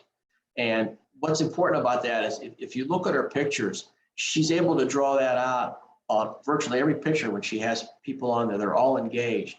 There's one picture of six people that are there, and they're farmers, and all of them have an engaging look, all a bit different looking into the camera. And that's so rare. I mean, we've all taken pictures of groups and you know, somebody's looking away, somebody's blinking, somebody's disengaged. These are people she just met on the street that have that are struggling, and yet she was able to communicate with 6 of them in 6 different ways, evoke 6 different looks. So it's really amazing what she was able to do. And I think her ability to do that as being a documentary photographer really goes back to her days as a portrait photographer in San Francisco and being able to combine the 2 areas quite well.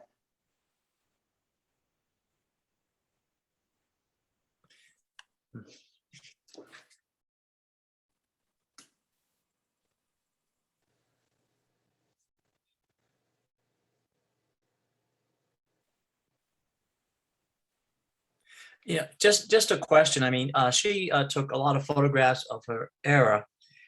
In today's time, when you take pictures of homelessness, people living on the bridges and so forth, would that be acceptable, or is that, a no-no to take pictures of people not doing well and all that?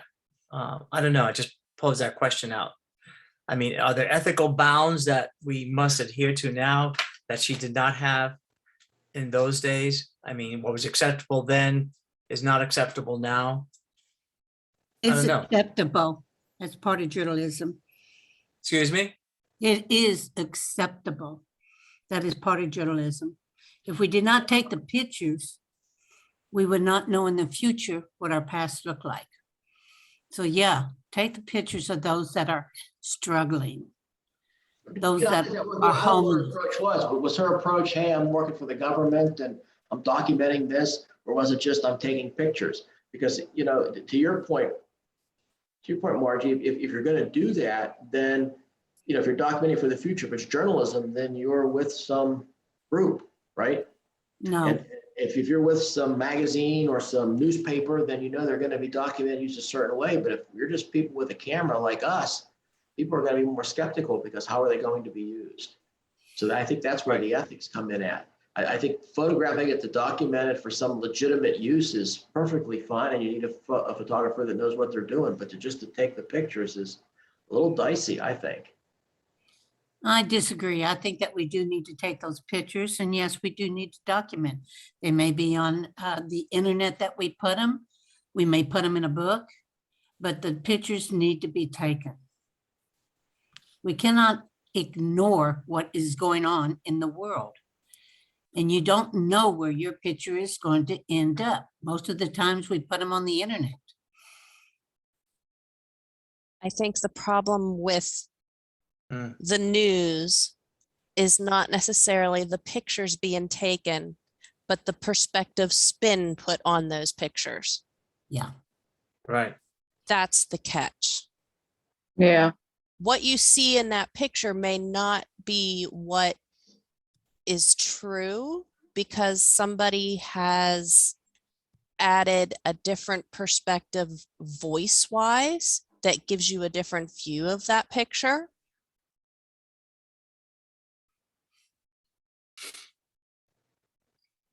Well, there's a lot of pictures of homelessness online there. Who put that up? Is that you, Brian? Yeah. Okay. So I just typed in the word homeless and clicked on images. And there you go. So can you take them? Sure. Should you take them? I don't see why not. What you do with them, that's up to you. I don't see that selling these to make money would be the right thing to do, but that's my personal opinion. Can you sell them? Absolutely. Can you sell these to a newspaper? Absolutely. To a magazine? Absolutely.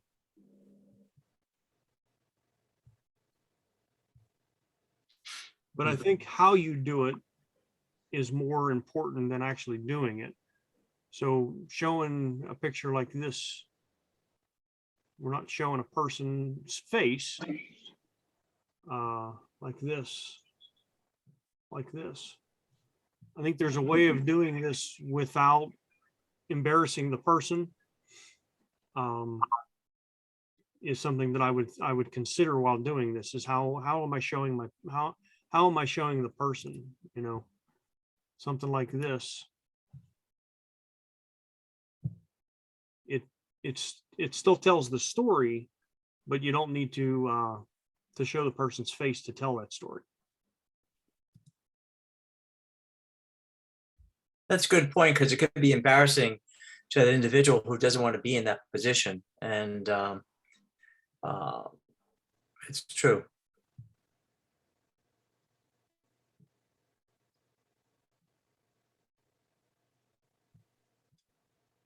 So anyhow, I mean, you can spend hours and hours on here looking at these if you want, because they're here. Brian, I remember a conversation that we had back 2 or 3 years ago when we were on the south side. I remember the conversation. And there was I'm going to say a relatively young man, an adult, not a kid, who was high on something or another. And we were there on East Carson Street, basically taking street photography. And Brian, I think you and I came to the conclusion that this guy was so far out of it that we felt uncomfortable taking his photo. So I think I guess I bring it up because I think there's a gray area. I think it is personal choice to a certain extent. And I think we probably all have our gray area and white and black area when it comes to street photography like this. I agree.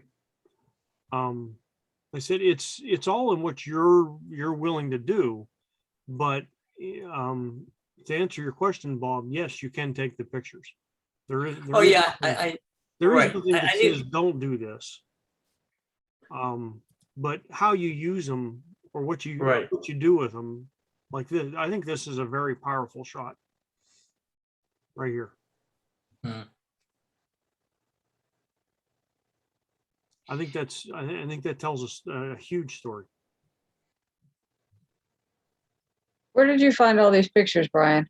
I typed the word homeless into Google. And then go to images. Yeah.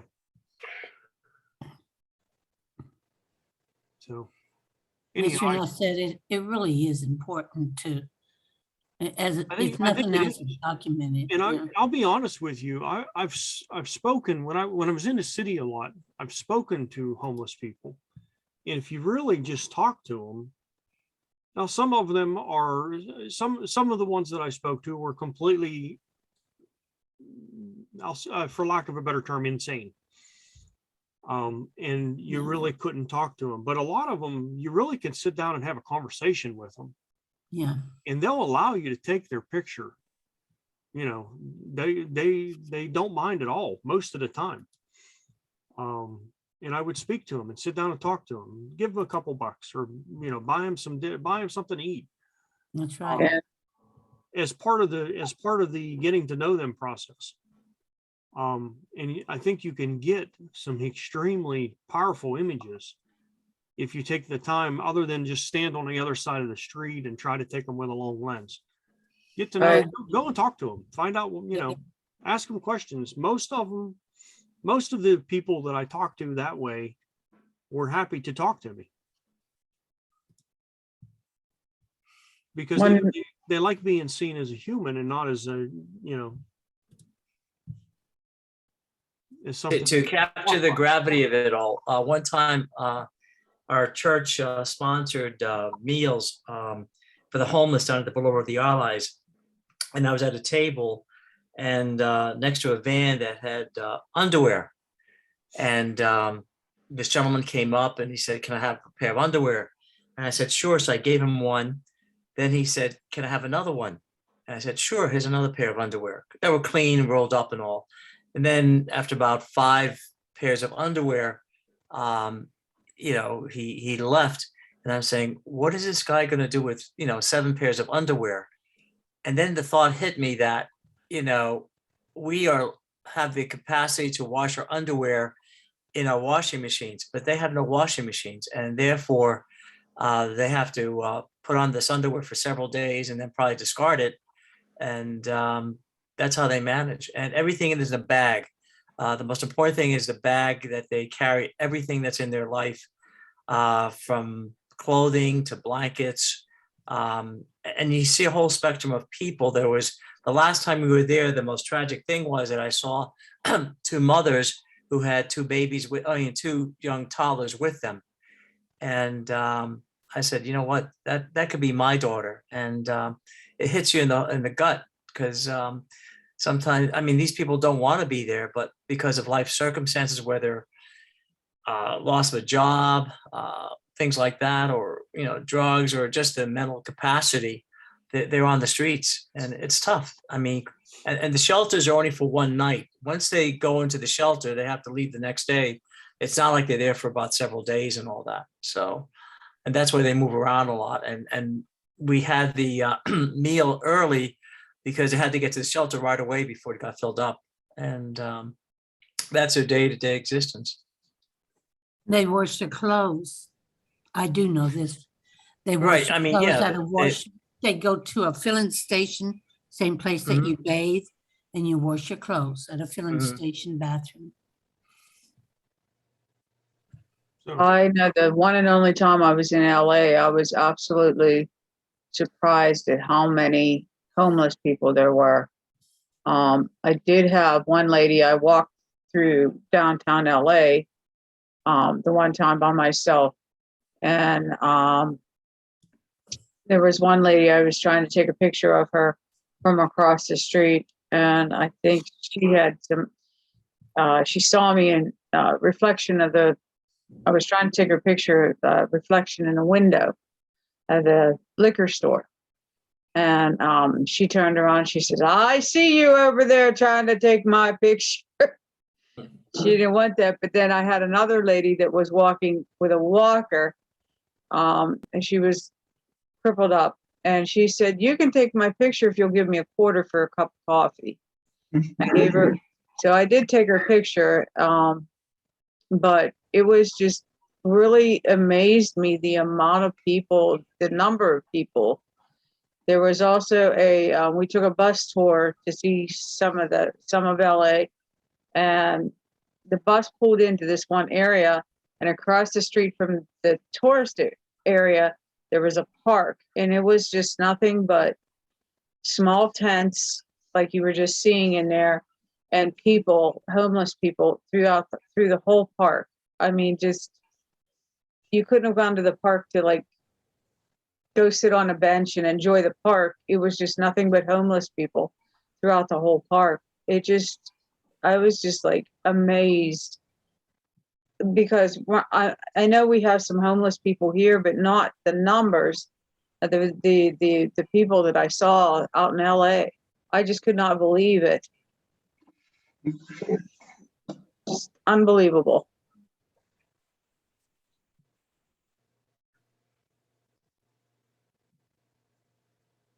Yep.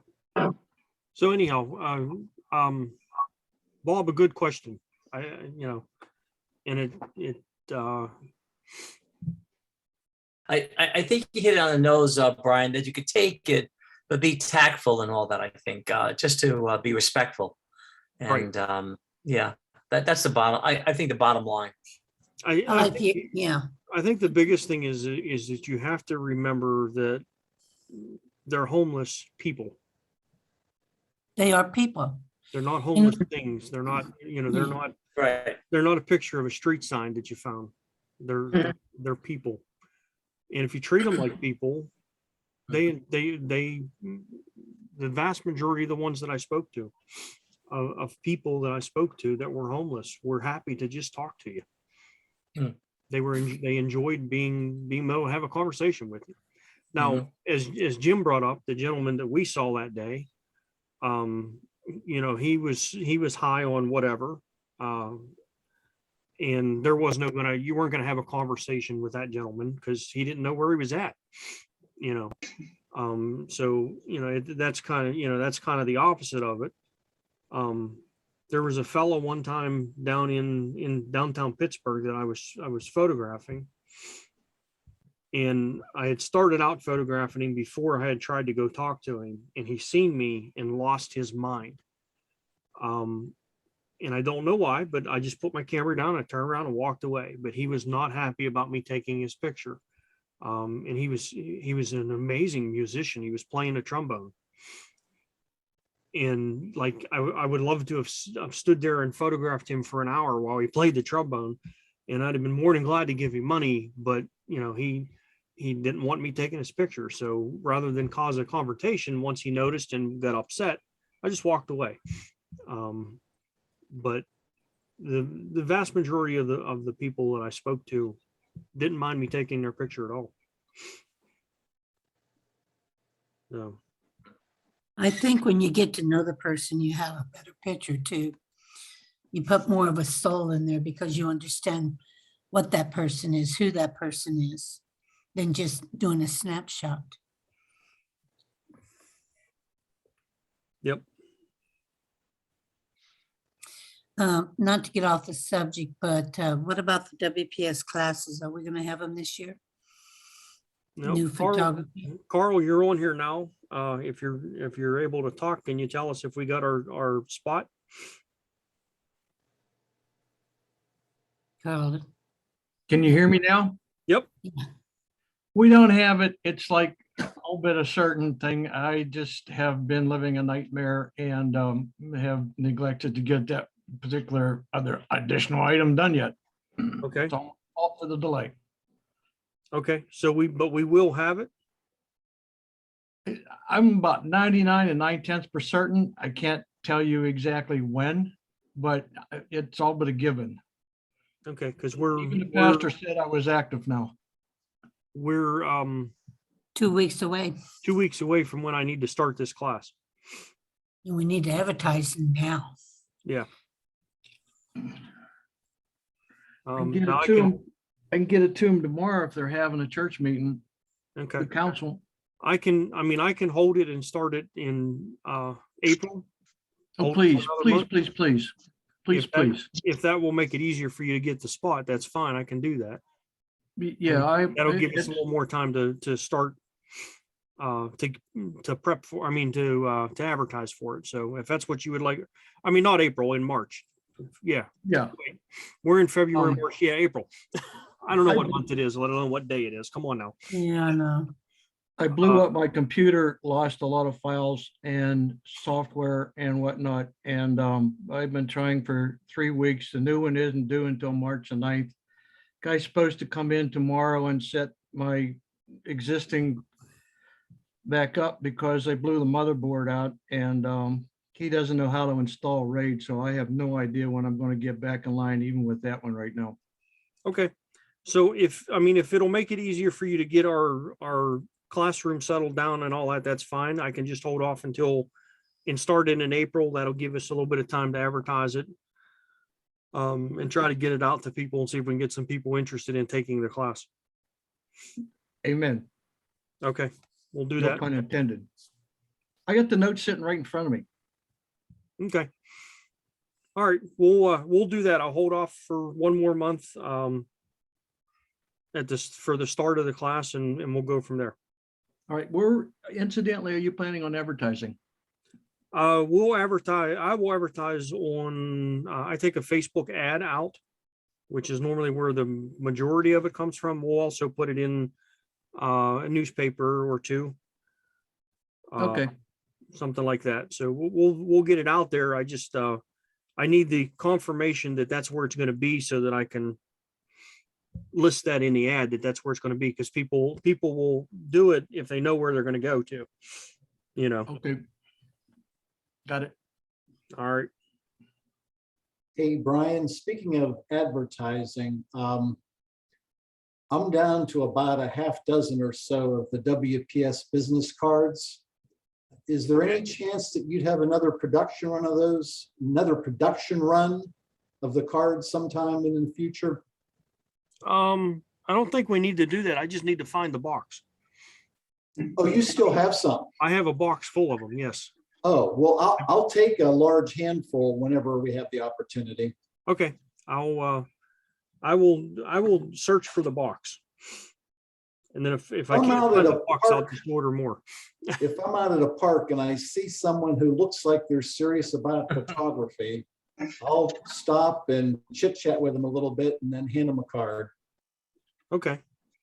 Yeah, I'm the same way, and I've had to write down the information to them But if we have a card, it's, less likely to be ditched.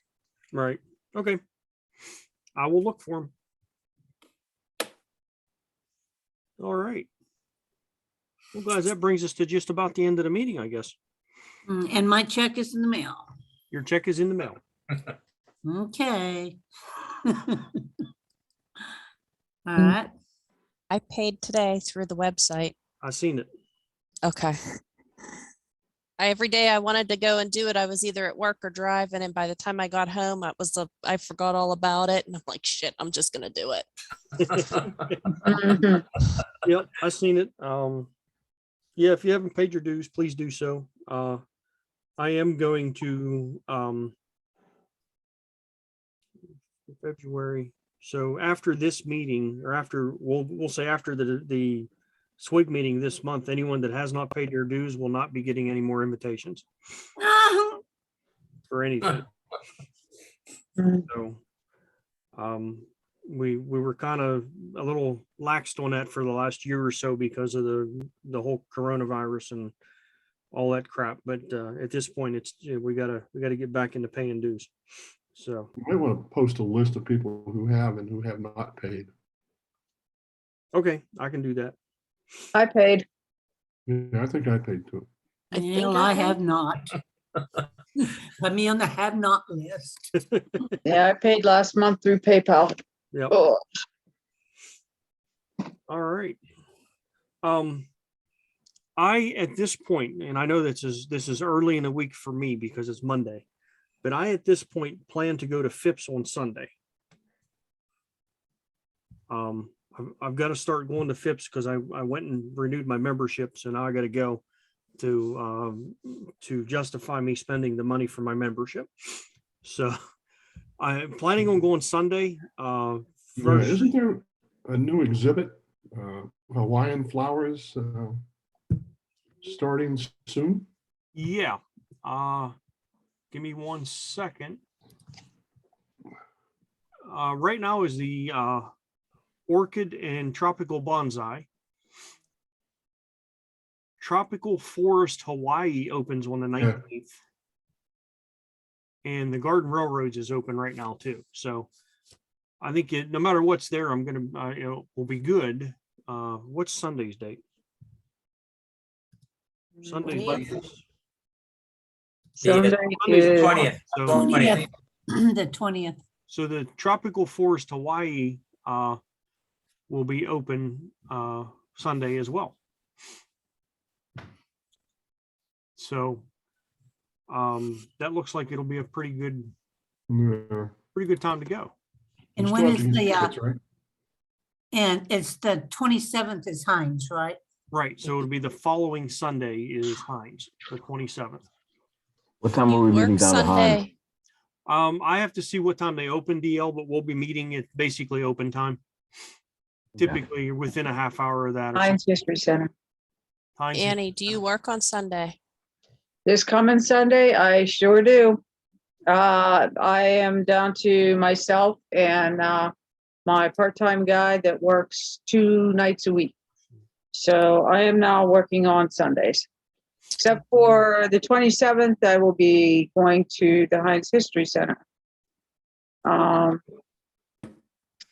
It says here that the Heinz History Center is open from 10 to 5. Okay. And is the Heinz History Center a time ticket? You know what? Let me find out. I don't think so, Brian. You can just walk in because it's kind of expensive.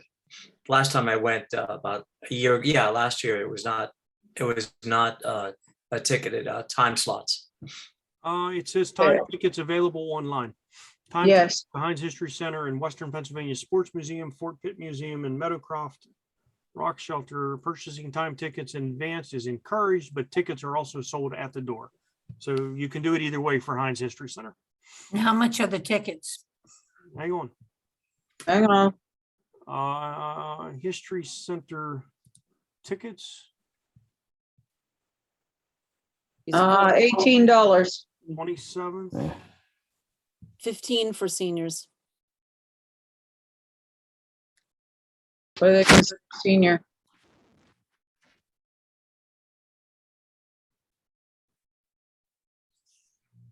Oh, I'm somehow on members tickets. I'm not a member there. Okay. Well, anyhow, UPMC adult. I have a UPMC health plan. it probably. How much is that one? 13. It probably Just means one. that you belong to UPMC. Well, I do belong. It to says Valid UPMC health. UP ID. With, it says Well, I- UPMC adult, $13 with valid UPMC health plan Yeah, I ID. I just read that. I'm sorry. Excuse me. Adults are $18. Seniors are $15. Or if you're in a UPMC health plan, you can get it Get for it 13 cheaper. bucks or $10 There for we a senior. go. Keep going. Is there another discount I can add to that? No, No. Get it down to It goes zero. with Wait, the You would get yours at $10 there, Margie. there we go. all right, Good. guys. So, You don't have to buy a time ticket, but you can if you choose to. For there. Are you going, Brian? Yes, I have all intentions and every intention of going. I've been looking forward to that one. So anyhow, I'm going to Phipps this Sunday. I'm planning to go to Phipps this Sunday. And I definitely will be going to the Heinz History Center. I would love to go to Phipps on Sunday, but I am working all day. No. So, but I did put in my request for the 27th. Melissa, are you going to go to Heinz Center? I don't know. Let me know. Anybody else going to Yeah. the Heinz History Center? Probably. Think so? Okay, I got a few people saying yes. Cool. I'm thinking maybe Phipps might be nice this weekend. Yep. It's gonna be warm this weekend. Actually, 30s on Saturday, 50 on Sunday. Oh, Sunny both nice, days. nice. Okay. Arrow, that's enough. If I can get my car to run, I'll be down. What'd you break it for, DL? It's old, almost as old as me. All right, guys. Well, no one else has anything else. That is 9 o'clock. All righty. All right. All right. All righty. Maybe I'll Thank see you. Thanks, Thank you, Bob. Rob, again. Thank you, Rob. Thanks, Rob. That was Thanks, really Rob. interesting, Nice Rob. job. Thank you, Rob. Good night. Good night, all. Good night.